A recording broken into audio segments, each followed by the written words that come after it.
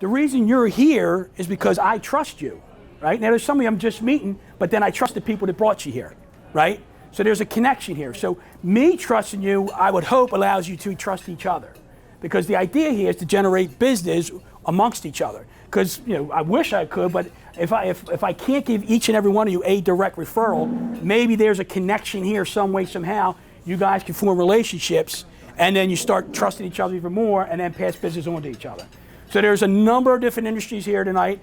Unfortunately, with this many people, I'm not going to be able to go around the room. Everybody's going to stand up and say what you do. But what I could do, and I was just telling Brandon, I know everybody that's here. If you guys want me to, I got all your email addresses, especially if you signed in. I can email you a list of everybody that was here if everybody's open to that. And if you want to reach out and make some contacts, I'm okay with it. If everybody here is okay, I'm okay with it. Okay? Is that good? Please, yeah. So one more thing I'll say about tonight is that was the largest crowd we had up until tonight, right? So we started, the first one ever had like 41 people, right? And kind of dwindled a little bit, and we get maybe an average 15 to 25 people. So I think we have 52 people register. I'm humbled that all you guys are here, and I appreciate it, but you're here for each other too. You're here for each other. I just hope to connect you. Yeah, I love the idea of getting referrals, but I want to give them. And if I can connect people, it's in giving that you receive, right? So givers gain. I can throw cliche after cliche out to you, but the most important thing is the relationship, right? And over time, as you've come to many of them, Doug, you've been a lot of them, over time, you develop relationships with each other, your business is going to flow. It's just going to flow, okay? So trust that, trust me, and trust that, okay?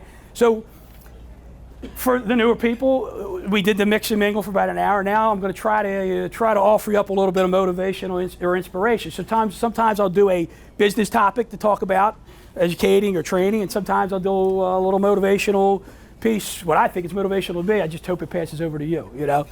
So that said, I'm going to share a little story with you. All right, and some of you guys have heard this story, so just bear with me or get re-inspired. Right, Mike? So anyway. Have you ever given somebody advice, and as you were giving them the advice, you thought to yourself, before I say this, I need to think, am I talking to myself or am I talking to them? How many parents we have here, right? I know that's happened with parents, right?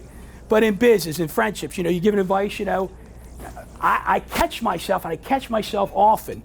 But what happened about 4 years ago, I was standing in a room, it was about 300 realtors. Now, I was a RE/MAX guy at the time, and Keller Williams regional manager asked me to speak at the event. Now, lo and behold, I think his plan was to recruit me to come over. That's why he let me do it, But in any event, he let me speak in front of 300 people. So I had read a book prior to, and I was using information from that book, and the idea was to motivate people to be the best version of themselves and fulfill their potential and this, that, and the other thing, right? And I give the speech. And about 3 or 4 days later, I'm sitting there reflecting on it. And I said to myself, I was so happy that I was able to give a speech in front of 300 people. And I was hoping I was able to inspire and impact 300 people. But after reflecting on it, it hit me that I wasn't giving a speech to 300 people. I was giving a speech to 300 people for me. So I was talking to myself through them. And it hit me, I'm like, wow. So I thought about how often do we say things to people that we really mean them for ourselves?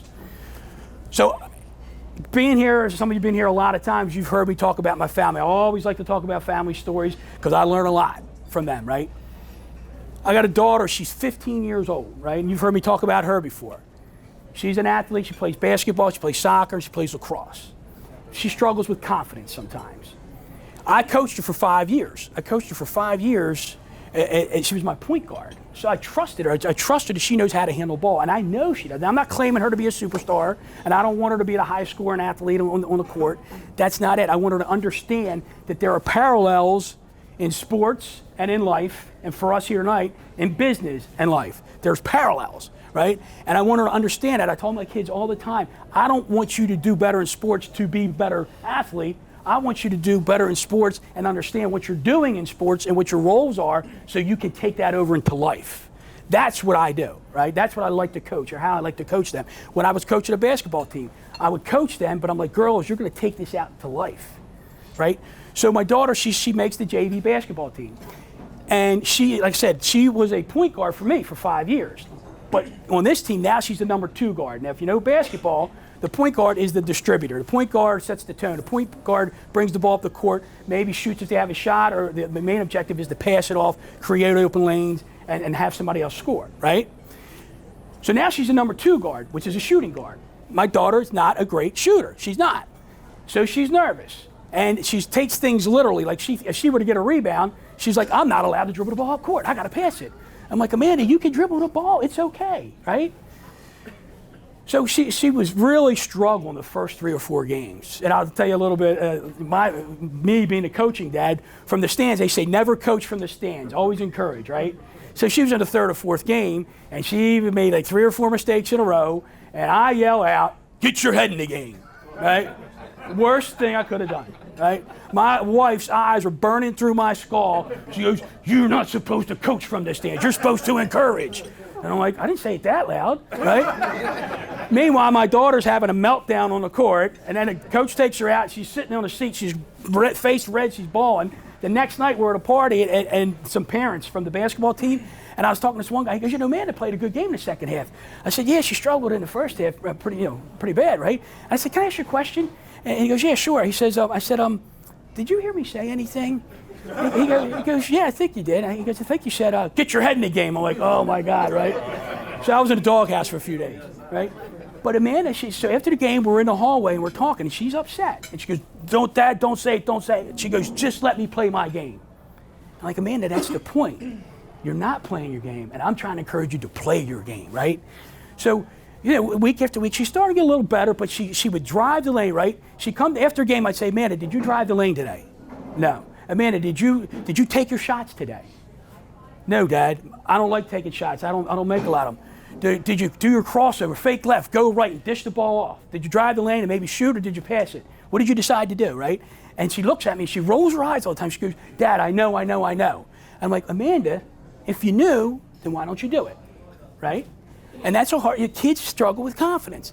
Just 2 weeks ago, she's playing a lacrosse game, and she's a very unselfish kid. Very unselfish, and she always likes to pass first. So she's got a breakaway on the lacrosse field. It's her, and there's 2 people on the team, 2 offensive players on the team. She's coming straight down the middle. Nobody in front of her. Nobody.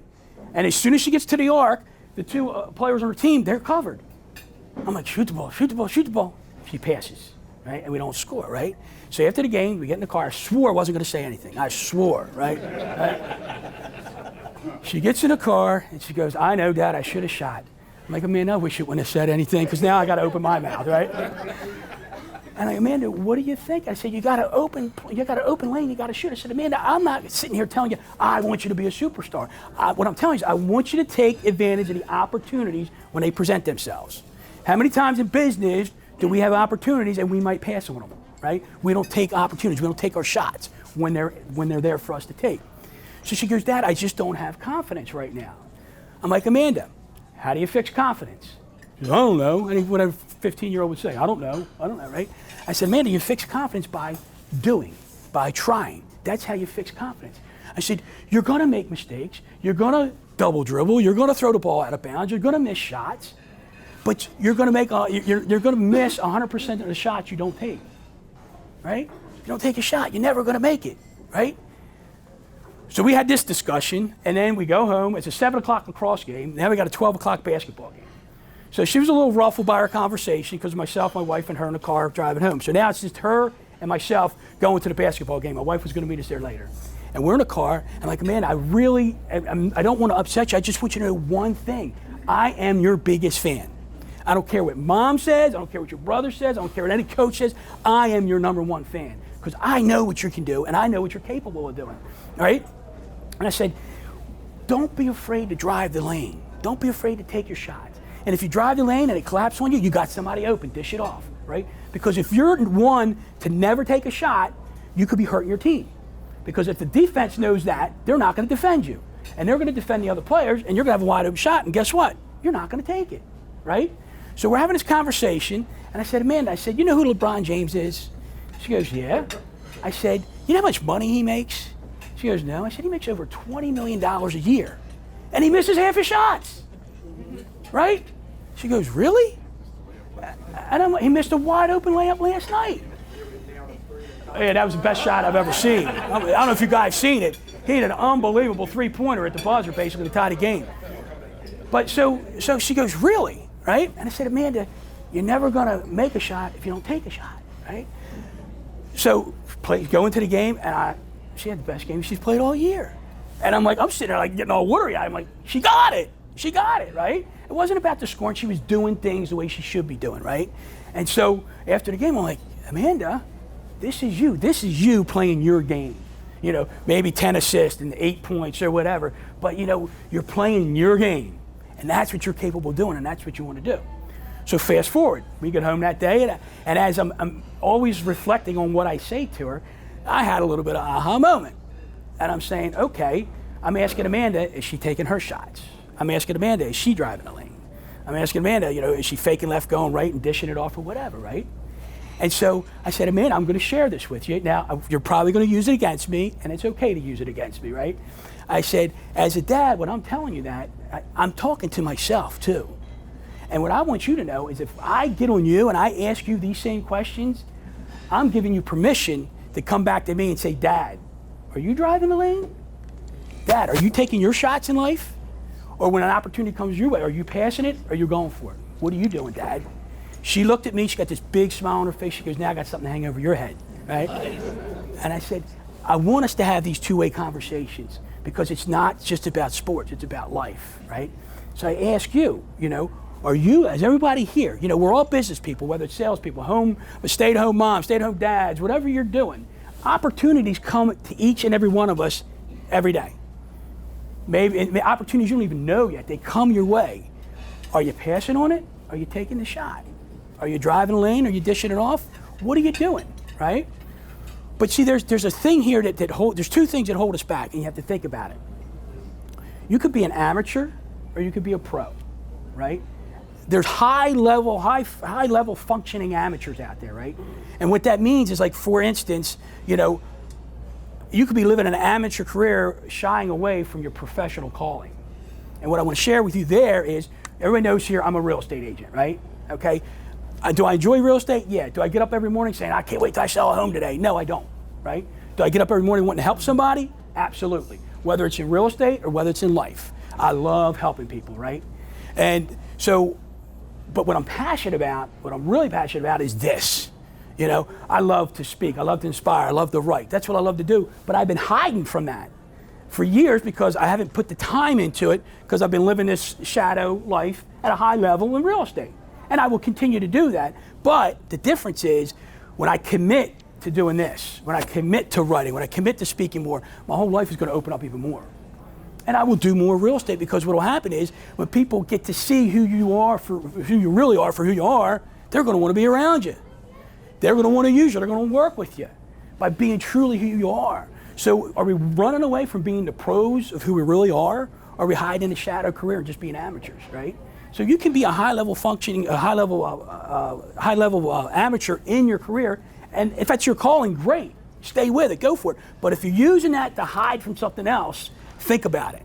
Think about what you're doing. So what holds you back? Resistance. Resistance. We all know what resistance is, right? Right? So think about this. Everybody got an alarm clock? Would you think resistance is a negative word? Isn't it like a negative connotation, you know? I mean, would we agree with that as a fair statement, right?